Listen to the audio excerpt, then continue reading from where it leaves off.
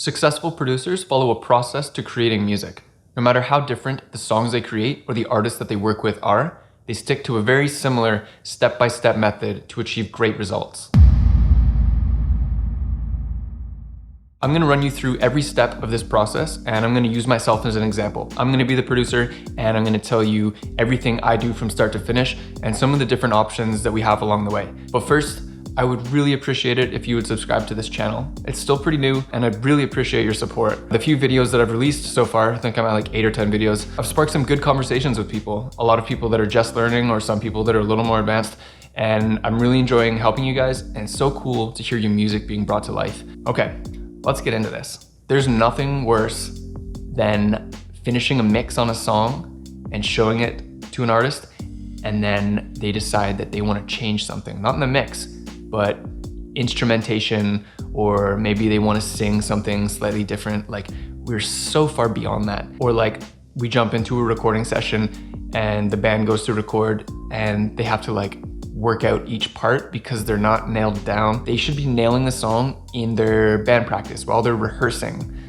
before they come to the studio and start spending their money to be in this room. Band practice is where you should be nailing down your songs, not in the studio. There's a way to avoid these kinds of headaches. We split the entire production process into smaller sections, more defined processes, and we nail each step before we move into the next step. Let's start from the beginning. I'm going to use myself as an example as the producer, and I'm going to tell you everything I do from start to finish, and I'll give you some options along the way, things that I might offer my clients if I think that it's going to benefit the project. Let's assume in this example that the band or artist that I'm working with has finished writing their song and they have a really good idea of everything they want to hear in this song and how the instruments are going to play. They've got the lyrics nailed down and the melodies and the chord progressions. So it's a finished song. The first thing we do is have a pre-production meeting. This is before any recording or mixing or anything like that takes place.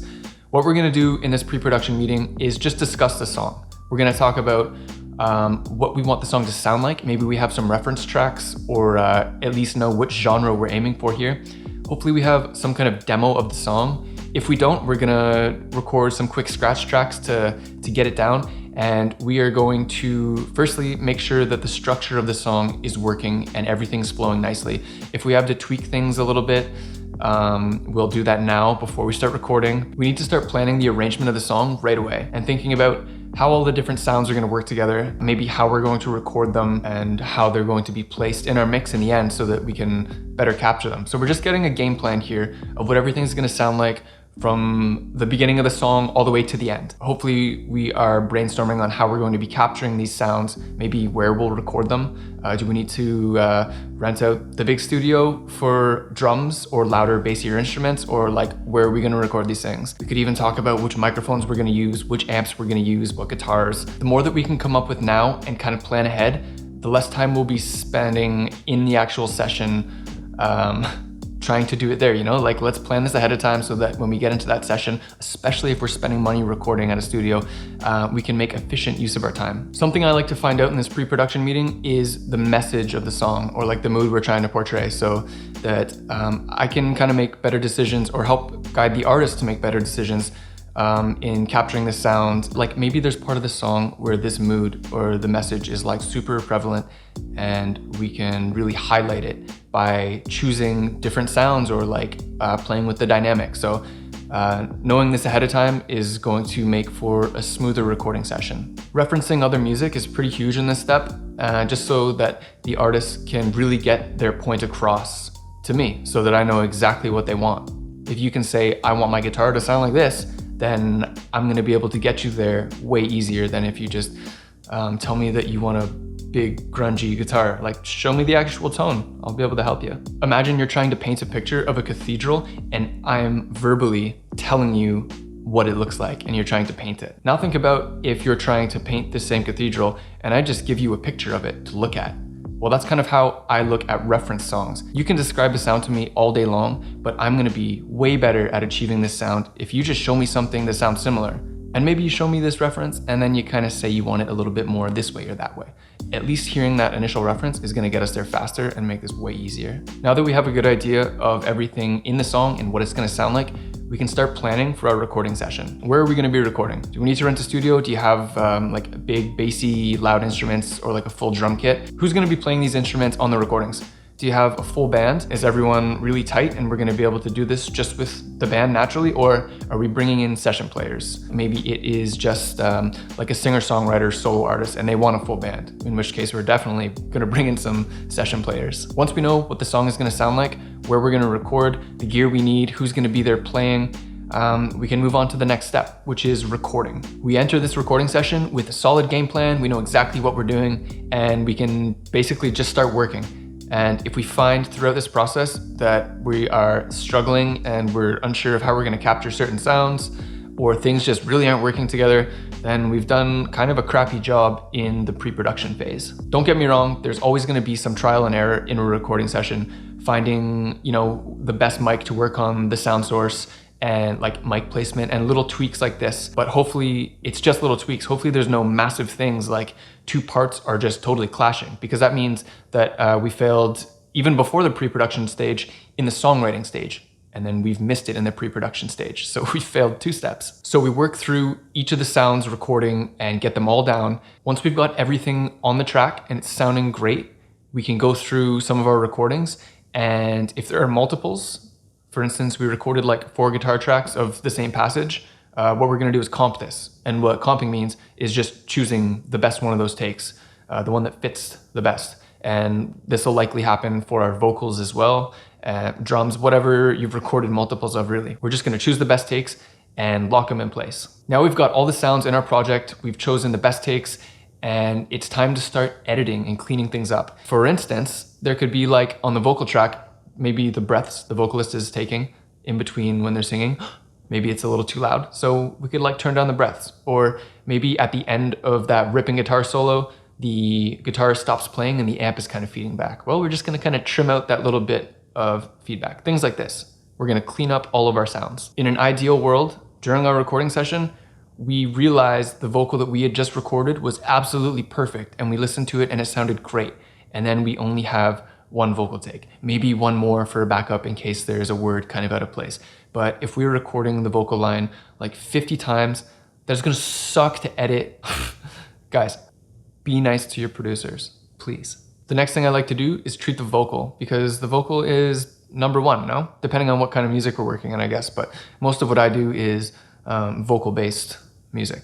So I'll listen to the vocal, and if it needs it, I'll adjust the pitch a little bit here and there. I don't generally like to tune vocals very hard at all. Actually, I would prefer 0 tuning, but if the song needs it, we'll push a note here or there to keep things sounding good.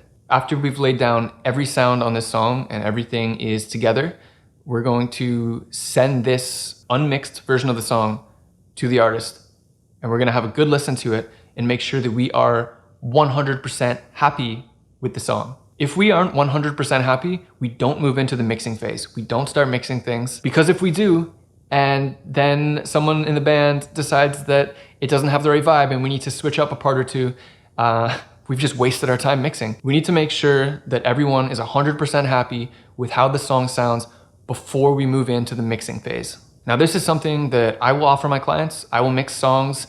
If I'm working on a song and it has certain sounds in it, it's a certain subgenre, and I know someone that mixes this music really well, that's something I'm gonna share with the artist. If we bring in this mix engineer that specializes in this sound, our team has just grown significantly. This song is gonna turn out better in the end, the artist is gonna be happier, and I'm gonna look like a boss for putting this all together. So what exactly is this mixing engineer gonna do? They're gonna take everything that we have recorded, all these sounds that we've captured, and they're going to enhance what's already there. And they're gonna give it more depth, they're gonna make it sound wider and utilize that full stereo field. They're not going to be adding sounds or taking things away. They're just going to mix everything together using EQ, compression, reverb, whatever it takes to make it sound the best it can. And if we happen to be outsourcing this mixing, there is another level of communication that needs to happen here. We need to make sure the mix engineer knows exactly what we're attempting in this project. And if we've done a good job in the recording and production phase, it's gonna be obvious to them. But still, a conversation is definitely in order so we can fully bring this song to life. Once the mix is finished, we are going to listen back. And again, we're gonna make sure we are 100% happy with the track. If there's a little something standing out, we're not gonna say, we'll fix it in mastering. That's bullshit. We don't fix things in mastering. The last phase of this entire process is taking that mix that we have perfected and we are all 100% happy with and sending it to a mastering engineer. All they're gonna do is make sure that this is going to play back on any type of system, like in your car, at home on your Bluetooth speaker, on your cell phone, in your headphones. They're gonna make sure it sounds just like our mix on all of these playback systems. Most professional mastering engineers are going to send you the song and make sure that you're okay with it. And a lot of them will offer revisions. Though if we've hired a professional mastering engineer, I'm sure they're gonna do a great job right off the bat. Something else I should mention is there are a lot of one-stop shops in music production. A lot of people claiming to be able to do everything themselves, and some of them can, but mastering is one thing that I really believe should be outsourced, unless you really do have a professional grade mastering room, a room built for mastering, and you've been doing this for a while, you have the ears for it, and you can truly master a song. But this is still something that I myself prefer to outsource. The last thing the mastering engineer is gonna do is send you your files back, and that could be anything. It could be like a WAV file, maybe like a high quality MP3, or like maybe you're pressing this to vinyl. Whatever it is, your producer is gonna be able to help communicate exactly what you need so you can get those files. And that's it. Hopefully you've stuck to every step of this process and you were 100% happy in each step before you moved on to the next. And that's how you produce music properly. So don't let these processes cross over or meld into each other. Separate them and nail each one. Make sure you're 100% happy before you move on to the next. You're going to avoid so many problems, so many headaches this way. And if I could just highlight part of this process, for me, the most important part is that pre-production meeting, planning everything, planning that arrangement, considering what everything is going to sound like and how we're going to get there so that we can work more efficiently throughout the rest of this process. And by the end, we're going to achieve way better results than if we just wing it. If you want to hear a bit more about the arranging phase and kind of how I approach it, I've made this video and I actually visualize the arranging process here to show you exactly how I'm thinking about it. I give you examples on how we're going to build our song from the ground up. And I think it might help you get off to a better start. And that's it. Thank you so much for watching. I really hope this cleared some things up for you. And if there's someone you know that needs to hear how this process works, share this video with them. Maybe share this with the rest of your band so everyone can be on the same page. Everyone knows exactly how the process is gonna work so that you guys can work more efficiently together and come up with better results in the end. If you found this helpful, hit that like button. If you wanna hear me brain vomit more about music in the future, subscribe to my channel. I'll see you next time.